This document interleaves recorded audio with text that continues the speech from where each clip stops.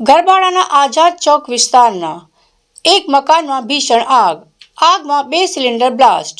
મોટી જાનહાનિ ટળી. ગરબાડા નગરના આઝાદ ચોક વિસ્તારમાં દાહોદ ગરબાડા હાઈવે ઉપર છત્રછાયા હોસ્પિટલની બાજુમાં આવેલા મનુભાઈ કુશાલભાઈ હાંડાના મકાનમાં ગત રોજ સાંજના સમયે અચાનક ભયાનક આગ લાગવાની ગંભીર ઘટના સર્જાઈ. ઘરના સભ્યો ઘર બંધ કરી મંદિર ગયા હતા. તે દરમિયાન બંધ મકાન આગળ આવેલા ગેરેજમાં કોઈ અગમ્ય કારણોસર આગ ભભૂકી ઉઠી હતી. મકાનમાં આગ લાગ્યાની જાણ થતાં ઘટના સ્થળે ભારે લોકો ઉમટી પડ્યા હતા.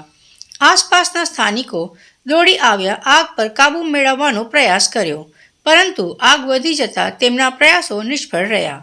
આ ઘટનાની જાણ ગરબાડા પોલીસને કરાતા ગરબાડા પીઆઈ રાંદડિયા તેમના પોલીસ સ્ટાફ સાથે તાત્કાલિક ઘટના સ્થળે પહોંચી ગયા હતા અને પરિસ્થિતિ પર કાબૂ મેળવવાનો પ્રયાસ કર્યો હતો.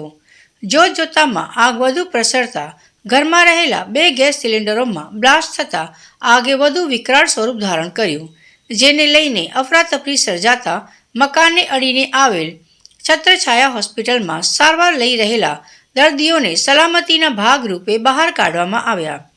આ ઘટનાને લઈને દાહોદ ફાયર વિભાગને જાણ કરવામાં આવતા ફાયર બ્રિગેડની ટીમ તાત્કાલિક ગરબાડા આવી પહોંચી અને 3 ફાયર ટેન્કર દ્વારા પાણીનો સતત મારો ચલાવીને ભારે જહેમત બાદ આગ પર કાબૂ મેળવ્યો.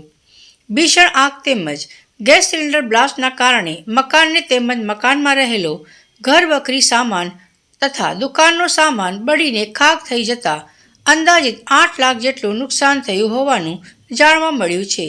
ઘરના સભ્યો મંદિરે ગયા હોવાથી સદનસીબે આ ઘટનામાં કોઈ જાનહાનિ સર્જાઈ ન હતી. મકાનમાં આગની ઘટના બનતા 112 જણ રક્ષક, 108 એમ્બ્યુલન્સ તેમજ ગરબાડા ગ્રામ પંચાયતના કર્મીઓ પણ ઘટના સ્થળે આવી પહોંચ્યા હતા.